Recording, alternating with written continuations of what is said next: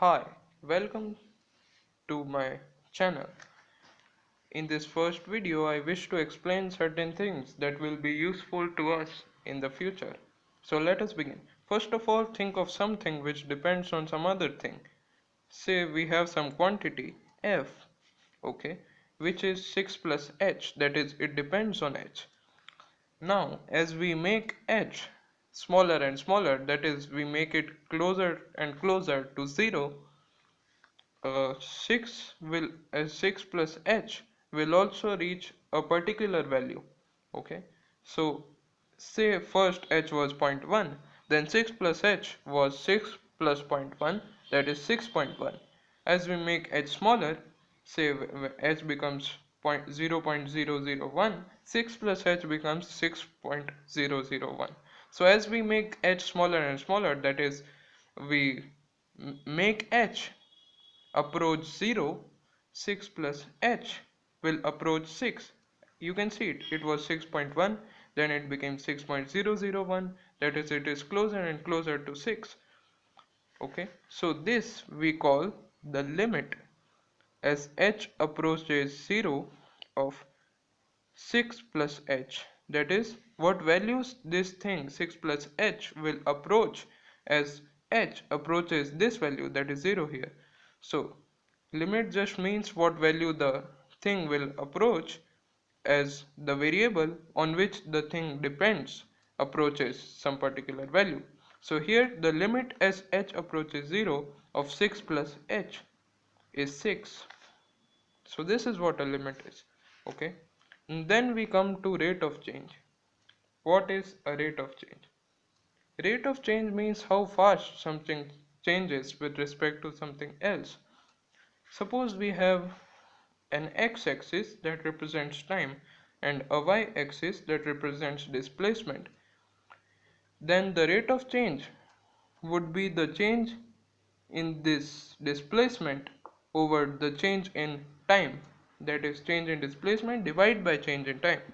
We represent change in something by the symbol that looks like this triangle and call this delta.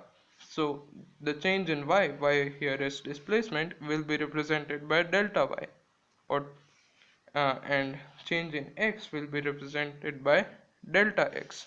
Delta simply means change, that is, final value minus initial value.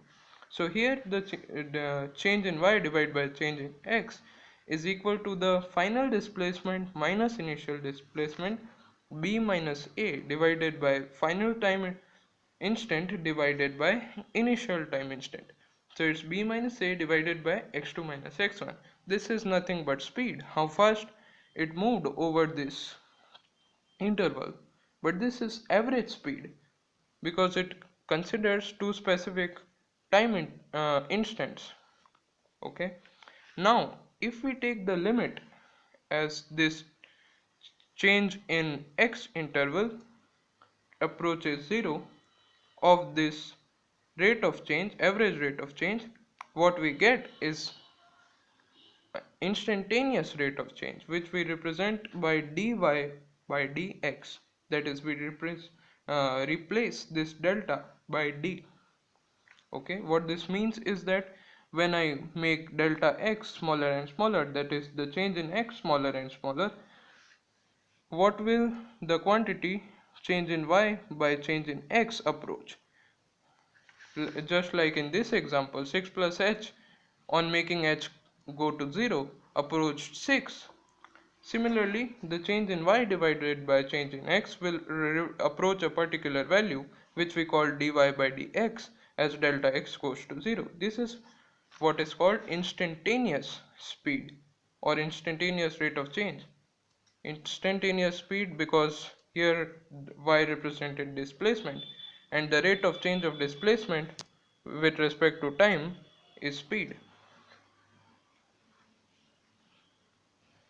or instantaneous velocity. Speed is the magnitude of instantaneous velocity.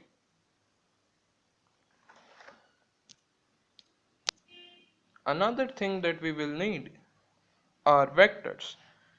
What are vectors? Vectors are some quantities which have a direction and a magnitude. We represent them by some arrow and an arrowhead that represents the direction. Suppose we have this vector A. We represent vector by placing a small arrow on the top, okay, like this A has an arrow on the top, and another vector B, okay. Then we drop perpendicular from A to B, from the top of A to the base of B. Then what will be the value of this part? That is, how much does the A vector go in the direction of B? This much. This much. How do we calculate it? Suppose this angle between the two is theta. Then this thing here, which we call the component of A in the direction of B, will have the magnitude A cos theta. Why is that? What is cos theta? It's base divided by hypotenuse. So here, if the base is A cos theta and the hypotenuse has length A, then base by hypotenuse is A cos theta by A. A cuts off and we have cos theta is cos theta, which is true. So the component of A, that is how much A goes in the direction of B, means A cos theta. Similarly, the component of A perpendicular to B will be A sin theta. Okay. And if we do the operation AB cos theta, that is B times the component of A in the direction of B, which is A cos theta, B times A cos theta, that is AB cos theta, we call that the dot product.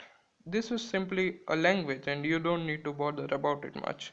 But okay, A dot B, this represents AB cos theta, that is how much A goes in the direction of B. I hope that's clear. Another operation is the cross product. Note that this dot product A dot B will produce a number and not a vector. A is the magnitude of A vector, B is the magnitude of A vector, magnitude means length here, and theta is the angle between them. Okay, another operation is the cross product. Okay, this will be a vector but its magnitude, these bars represent magnitude, that is, we just give us the number. This will be A B sine theta, which is the component of A perpendicular to B. Okay. And yes, another important thing, how to find the direction of A cross B vector.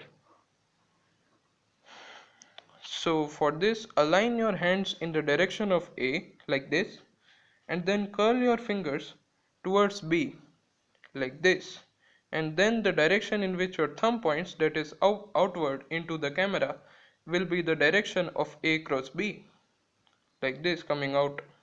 Okay. And suppose we have B cross A, suppose we have B cross A,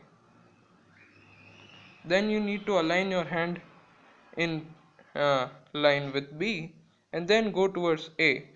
You don't have to go in the other direction. This would be, I can't really curl my hand in that direction. Therefore, you make your hand like this, B, and then curl it towards A. So it goes into the plane of the copy. Okay, like this, towards B, and then fingers curl towards A, and then therefore B cross A will go into the page. This is the direction of the vector product. A cross B is called the vector product. Okay, so that is it. Thank you. Please watch the next video.